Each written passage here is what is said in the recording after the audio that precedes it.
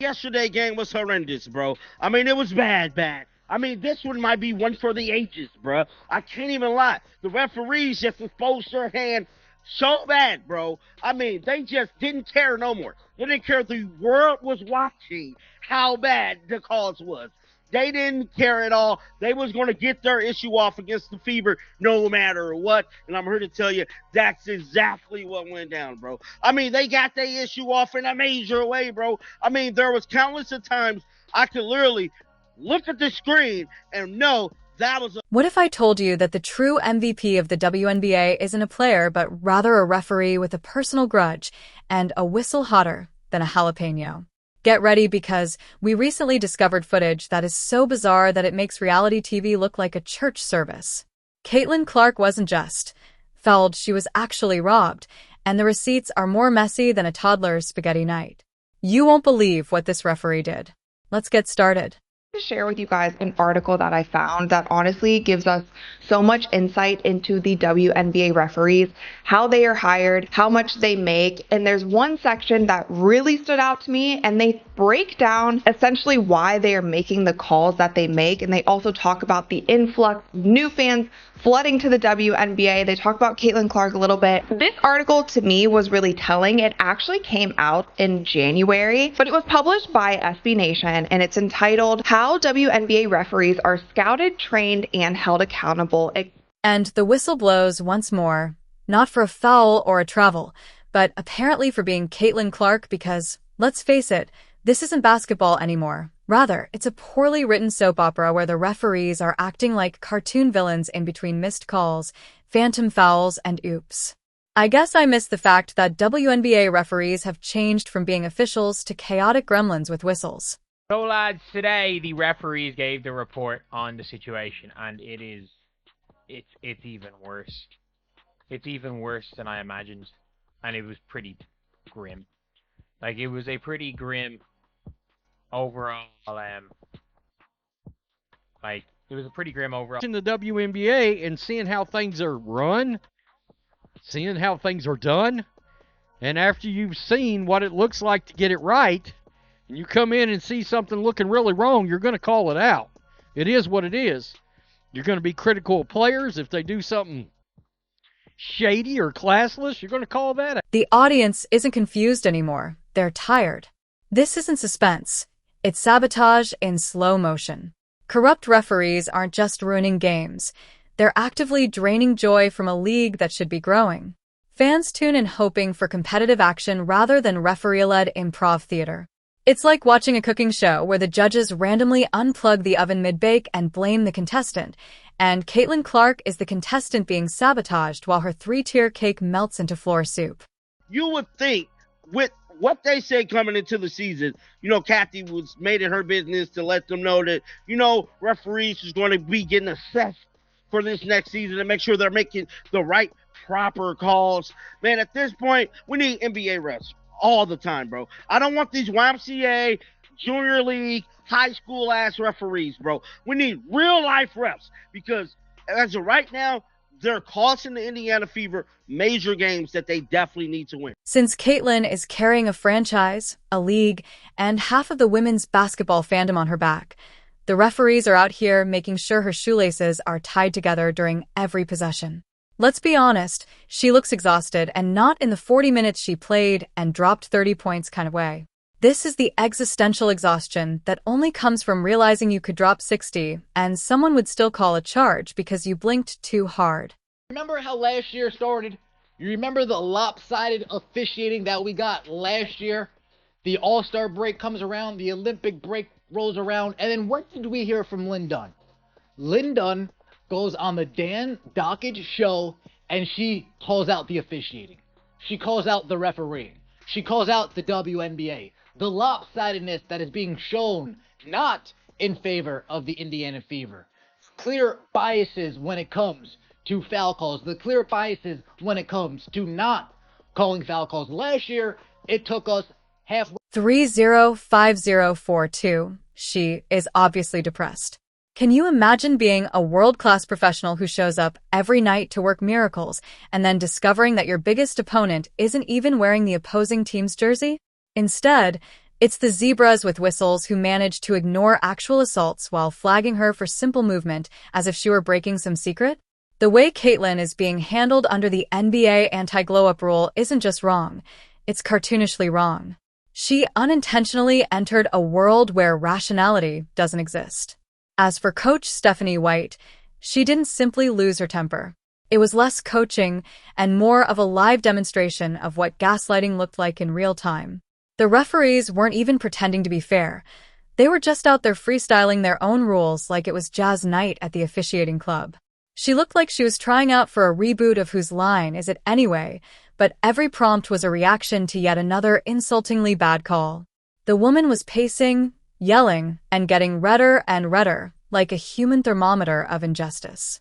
Bit holistically, I think Caitlin Clark is a really hard player to officiate, much like Diana Taurasi was throughout the course of her career, for a couple of reasons. Caitlin Clark regularly gets picked up in the full court. She also gets blitzed more over the course of her career than any player in WNBA history, or in that period of time. And she also creates some contact herself on the offensive end of the floor. She is very difficult to officiate because of all of the contact that's happening around her all of the time.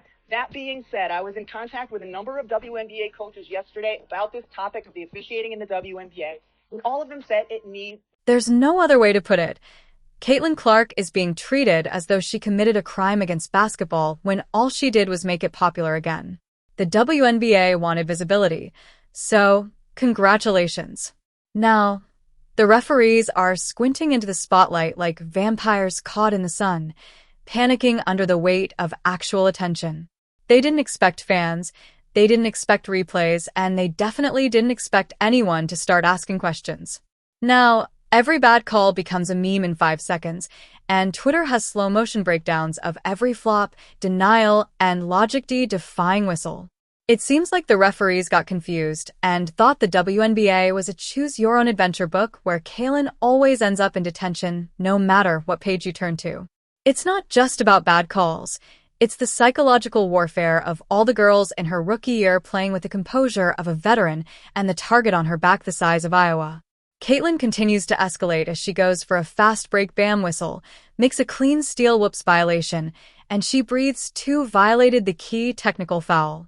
Sharing that the officiating in the WNBA became as hot button of an issue as any heated debates surrounding the league's physicality dominated the headlines, particularly when Indiana Fever star rookie Caitlin Clark was subject to several intentional fouls. Now, they also brought up Game 5 of the WNBA Finals. We actually made a whole video about that as well because there were some suspect calls at the end of that game, and a lot of people felt like the WNBA Finals were actually... Every time she gets up, someone is there to literally push her back down.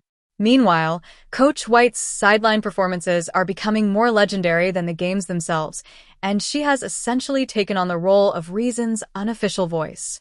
If Reason came with red-faced yelling and clipboard-throwing intensity, you could practically hear her inner monologue screaming, "Are you serious?"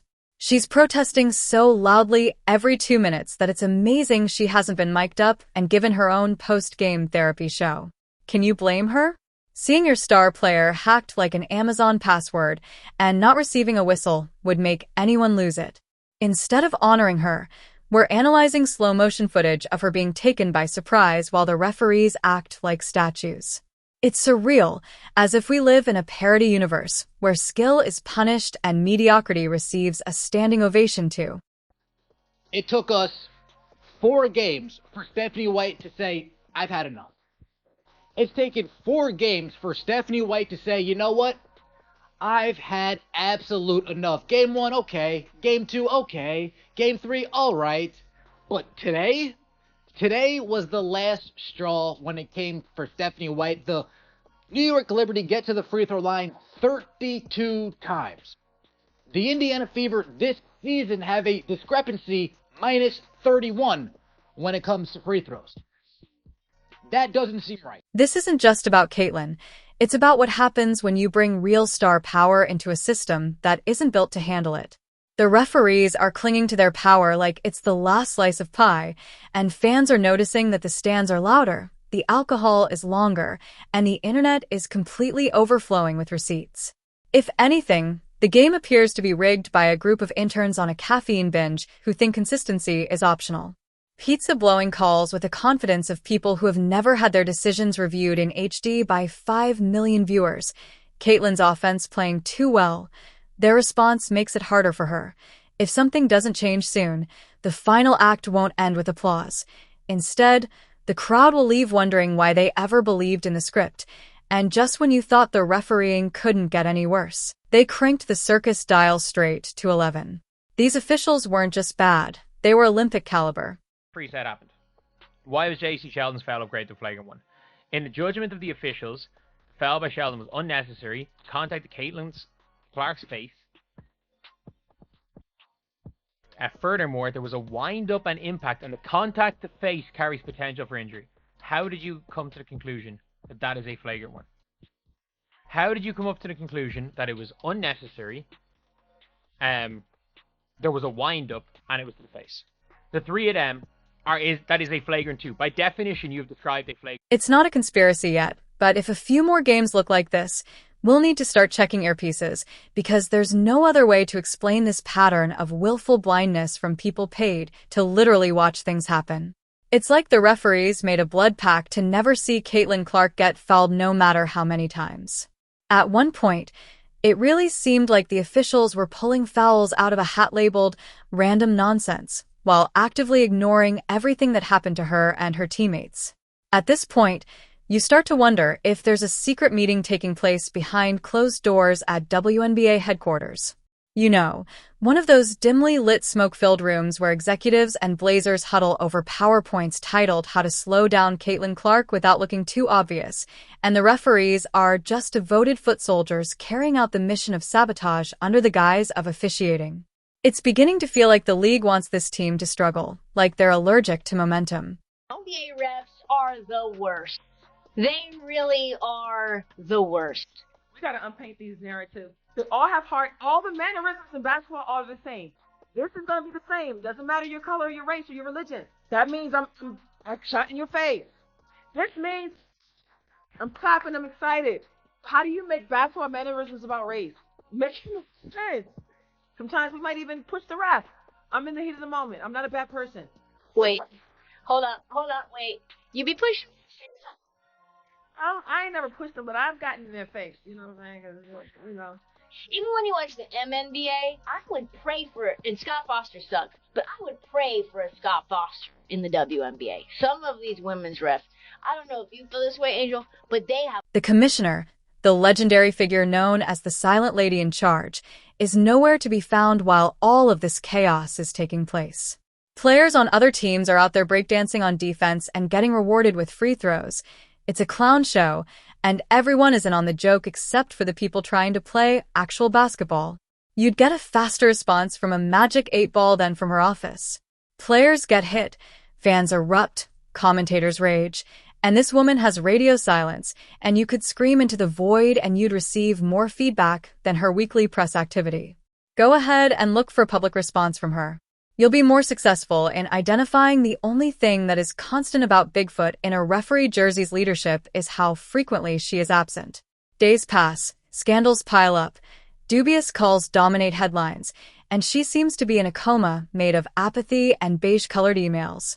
You'd think she was running the league from a treehouse without Wi-Fi penalties.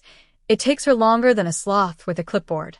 Only after a week-long nap and a vision quest does she respond to basketball crises in the same way a tortoise responds to a house fire, slowly, confused, and somehow walking away.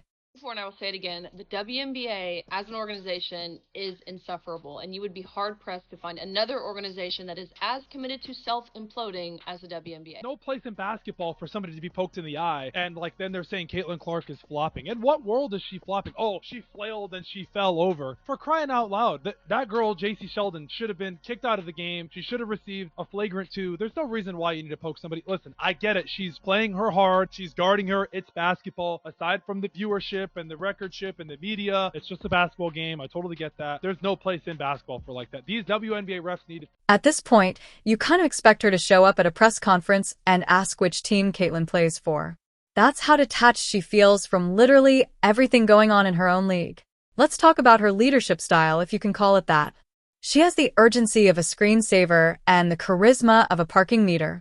When coaches lose their minds over clearly rigged officiating, when fans demand answers, or when footage of Caitlyn being tackled goes viral and the referees do nothing, it's gotten so bad that you don't even expect her to lead anymore. You just hope she understands that a season is underway. Perhaps she's waiting for a carrier pigeon to bring her the game results. Perhaps she's creating a 5-year plan that starts with researching what basketball is. Or perhaps she's been given explicit orders not to do anything that could upset the already unstable WNBA. However, let's face it, she needs to be fired right away. Ideally, her role would be to protect the players, grow the league, and maintain the integrity of the sport. Instead, she is like a bad extra in a courtroom drama, but she barely makes an appearance and consistently turns the wrong page. How can you have Caitlyn Clark, the biggest thing to hit women's basketball since sliced bread, and your plan is silence? I said you lost control of the game, and here's what happened is there's a refs around allowed that type of play to happen. That just opens up the rest of the game to say, do you see what I got away with? I'm going to be able to get away with other things too. And that's exactly what I said. That's a dangerous game. That is a unsafe game for players to be a part of because it allows for the other team to make some really nasty maybe. That's the leadership equivalent of putting Beyoncé on hold while her fans are going crazy. Every game feels like a new chapter in the story of the referee rebellion. The commissioner's chair is still colder than a Minnesota winter. Coaches are doing damage control. Players are gritting their teeth due to bias. And fans are left yelling into their TV screens while the person who should be responding to inquiries is probably off writing a memo on how to appear invisible at press conferences. The woman represents the shrug emoji in human form. The league is sending a message that Caitlyn Clark and her team are fair game, get hacked too badly, get elbowed, play through it, get disrespected, smile for the cameras, and keep selling jerseys because the league doesn't want to protect her. Instead, it wants to use her fame and follow her flair. Let's not ignore what this silence enables by refusing to hold referees accountable by failing to acknowledge the obvious bias. This year, there's also been increased scrutiny about the quality of refereeing.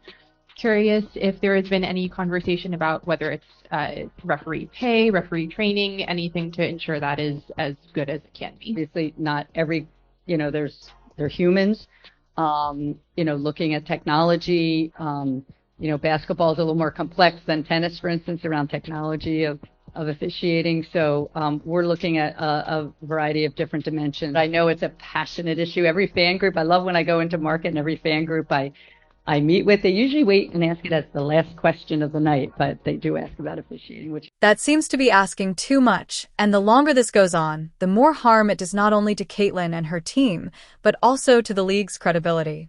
Fans are comparing notes, clips are being examined frame by frame, and receipts are all over the place. If the league believes it can deceive a whole generation of basketball viewers, it is in for a brutal awakening because the audience is aware of what they are seeing. Perhaps someone with a pulse has a Twitter account and a calendar that doesn't skip entire weeks. The players deserve better, the fans expect better, and Caitlyn Clark cannot lead the tsunami of attention she has generated if she treats every incident like an unintentional butt dial.